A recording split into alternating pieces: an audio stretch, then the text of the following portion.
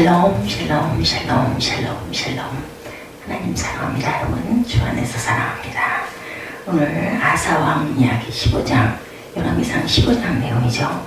1절부터 34절까지 있는데 14장 1절 역대하 13장 1절부터 14장 1절까지도 이 내용이 기록되어 있습니다. 오늘 말씀은 열왕기상 15장 1절에서 34절 마지막 절에 말씀하죠. 바하사가 야훼 보시기에 악을 행하되 여로보암의 길로 행하며 그가 이스라엘에게 범하게 한 그 죄 중에 행하였더라.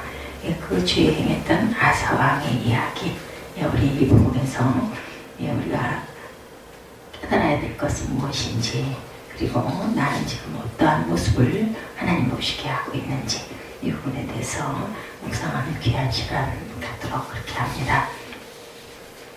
이스라엘 왕 바하사죠. 15장 33절 4절 함께 압도합니다. 유다의 아사왕 셋째 해에 아히야의 아들 바하사가 다르사의 모든 이스라엘 왕이 되어 24년 동안 다스렸다고 하죠. 그런데도 하나님 보시기에 온전치 못해서 이스라엘의 여로보암에게 범한 그 죄 중에 행하였더라고 성숭배했다는 이야기죠. 유다왕 아사는 남유다의 3대 왕으로 즉위를 합니다. 그는 남유다의 왕 중에서 이 시대에 만연했던 우상을 철저히 철폐하고 종교 계획을 단행하였던 4명의 훌륭한 왕 아사, 여호수아, 여호사밧, 우시야, 히스기야 중에 영입합니다. 그러나 아사는 잘한 일도 있었지만 잘못한 일이 많이 있었죠. 선과 악이 공존했던 왕입니다. 아사 왕의 행적을 통하여 우리가 마음에 새겨야 할 교훈은 무엇인지, 우상을 철폐했던 그 왕 중에 4명 중에 1명이었는데 선행과 악행이 공존하고 있었다. 여호사밧, 우시야, 히스기야, 그리고 오늘 본문의 중심이 되는 아사. 우상을 철폐한 아사 왕의 모습을 한번 봅니다. 아사가 왕이 되었을 때 남유다 왕국은 이전의 왕들의 우상 숭배를 철저히 통제하지 않은 관계로 백성들이 우상 숭배로 완전히 빠져버린 북이스라엘 왕국의 영향을 받아서 남유다 왕국도 여러 우상을 섬기고 있었던 그때입니다.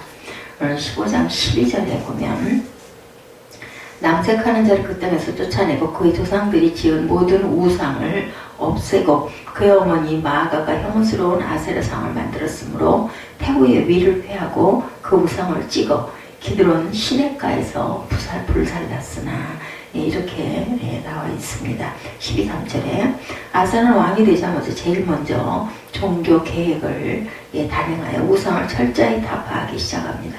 그런데 제일 큰 문제점은 왕실에 있었죠. 자신의 조모이면서 어머니처럼 자신을 양육해준 마아가 태우가 우상 숭배를 하고 있었기 때문입니다.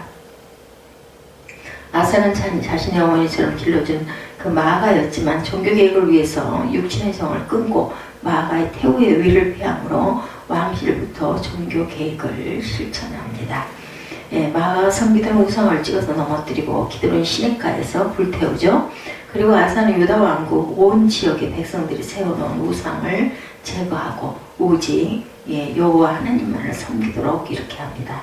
남유다가 우상 숭배에 치우쳐 있는 동안 예루살렘 성전의 창고는 텅텅 비어 있었습니다. 백성들이 하나님 앞에 나와 예물을 드리지 않았기 때문이죠.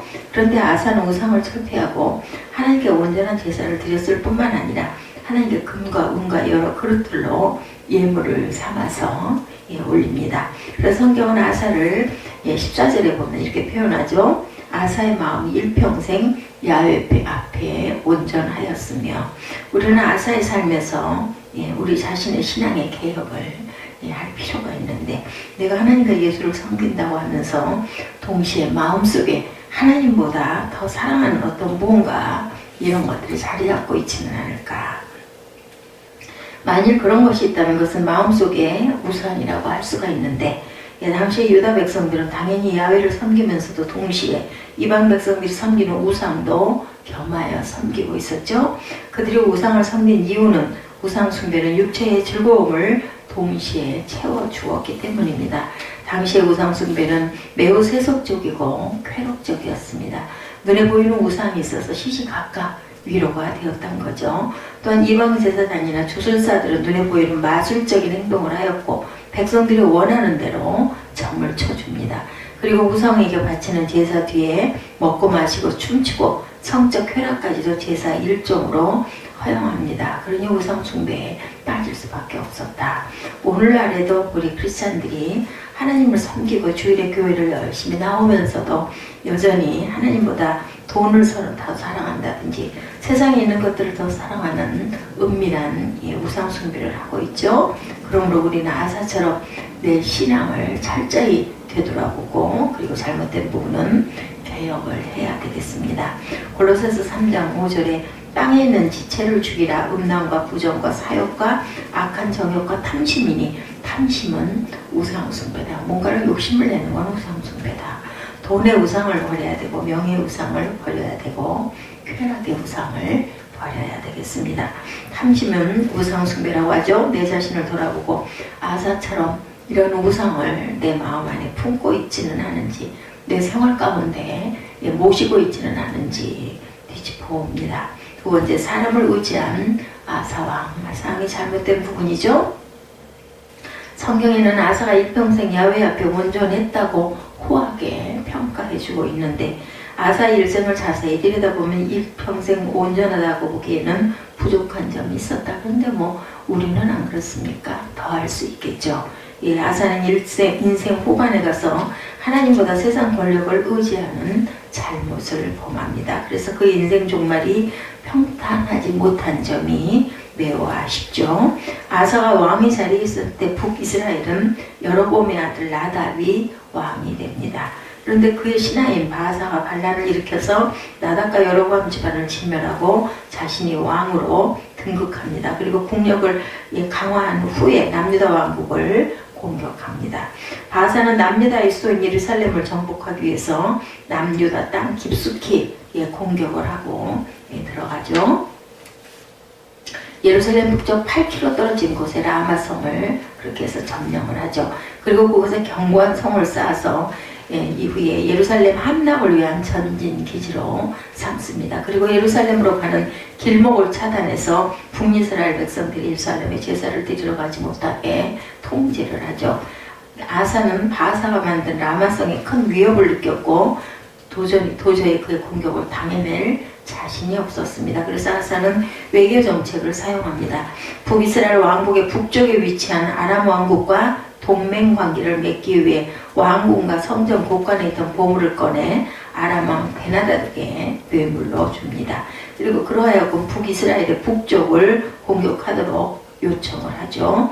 이 아람 왕 베나닷은 자신의 휘하의 장수들을 북이스라엘로 보내어 그 땅을 공격하도록 하죠.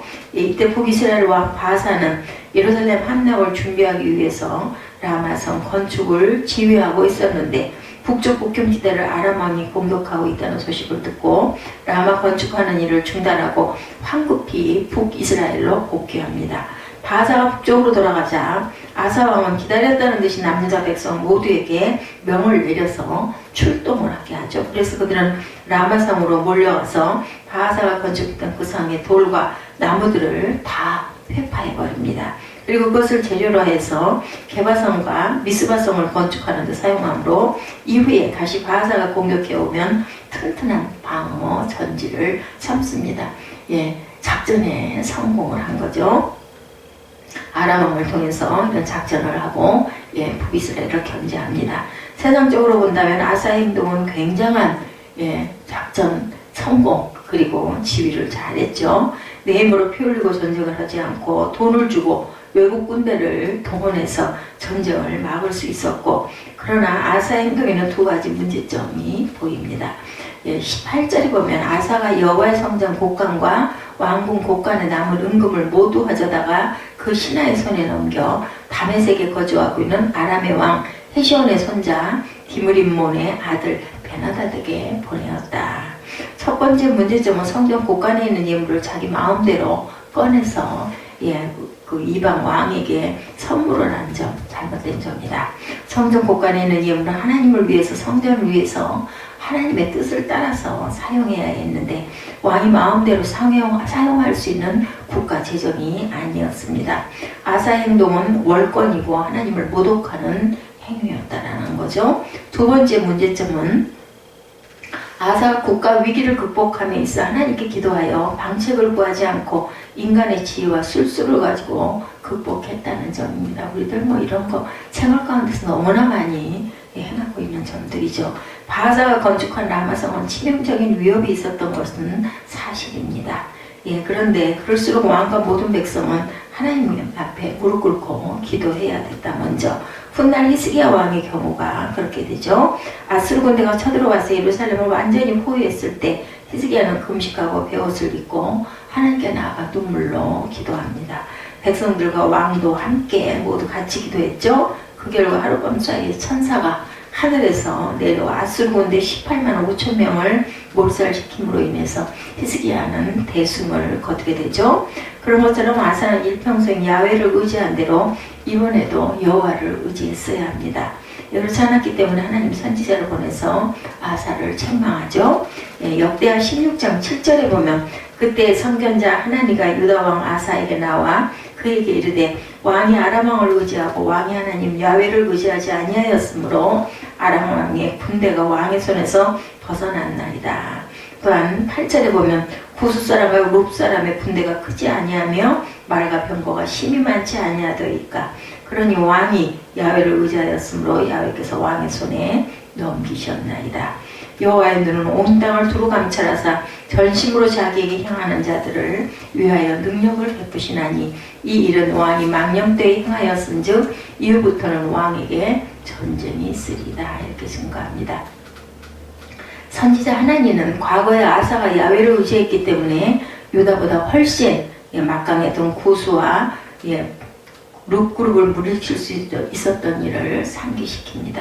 그런데 이번에 아사가 아람 왕을 의지하고 야훼를 의지하지 않았기 때문에 당장 북이스라엘과 전쟁은 피할 수 있었지만 다른 전쟁이 끊이지 않고 일어나게 될 것이다. 이렇게 예언을 하죠.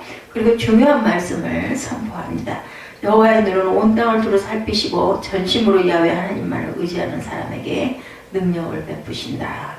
얼마나 은혜로운 말씀인지 모릅니다. 전심으로 야훼를 의지하는 사람에게 하나님이 능력을 주신다. 이렇게 약속을 하고 계시죠. 아사는 이전에는 그렇게 살았는데 이번에는 야훼를 의지하지 않았던 것일까? 아마도 영적으로 나태해졌기 때문 아닐까?